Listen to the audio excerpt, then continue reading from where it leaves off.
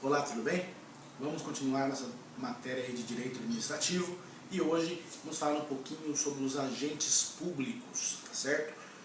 Por que é importante a gente conhecer um pouquinho dos agentes públicos? Veremos que não é só o servidor público que vai fazer parte dessa classificação, dessa classe mais ampla de agentes públicos, tá certo? E por que isso? Para fins criminais e para fins de improbidade administrativa. Por isso que é importante sabermos que envolvem outras categorias e até mesmo pessoas sem vínculos empregatícios, sem vínculo, né, com a própria administração pública. Tranquilo? Dando início então à nossa aula, vamos trazer aqui uma definição do professor Alexandre Paulo, que fala o seguinte: considera-se agente público toda pessoa física que exerça, ainda que transitoriamente, tá certo?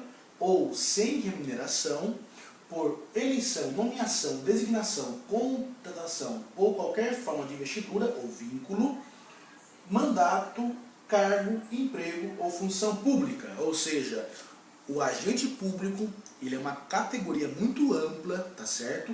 Que, primeiro, tem que ser pessoa física, tranquilo? Além disso, deve exercer uma função pública e pode ser gratuitamente ou onerosamente, com vínculo ou sem vínculo, permanente ou transitória, tá certo? Então é uma classificação muito ampla. E por que isso? Justamente para fins de responsabilização.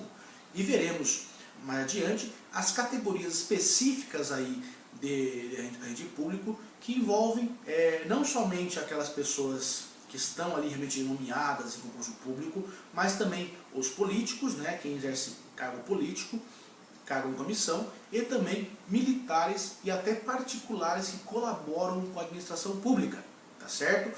Então, dando início aqui, dando sequência, aliás, na nossa disciplina, a primeira categoria que nós temos aqui é os agentes políticos. Eles são aqueles que exercem atividades de governo. É as pessoas que são eleitas para exercer um cargo público, uma função pública, e por isso eles não vão atuar, eles vão exercer tipicamente as funções de governo, tá certo? E exercem o mandato pelo qual foram eleitos.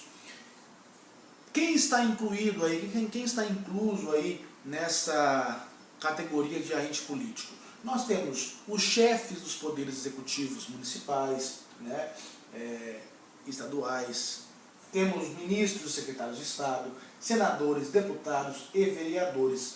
A forma de investidura deles é qual? É a eleição. Eles são eleitos, eles passam por um processo eleitoral, eles são eleitos, então a sua investidura se dá mediante uma eleição e por isso passam a ocupar aquela função pública, aquele cargo público, tranquilo?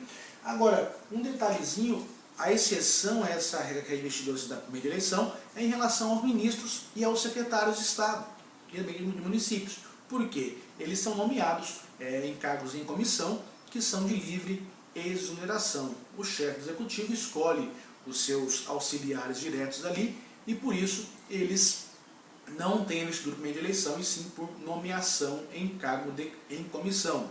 Tranquilo? Então, basicamente, para iniciar nos nossos estudos, a Di Pietro traz aqui as categorias de agente público.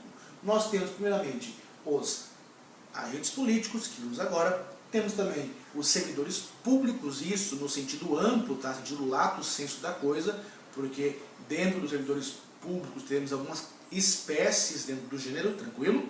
Além disso, os militares, e os militares, desde já, eu quero registrar, que eles não integram a categoria de servidores públicos, porque expressamente a Constituição diz que não integra, tá certo? E por fim, os particulares em colaboração com o poder público. E esse é um caso bem interessante, que veremos também, porque ele vai envolver muitas vezes assim, funções que você nem imaginaria que seriam tidos por agentes públicos, tranquilo? Então, no próximo vídeo, daremos sequências aí, conhecendo a categoria lato sensu aí, o gênero servidor público e as suas espécies, tranquilo? Até o próximo então. Muito obrigado.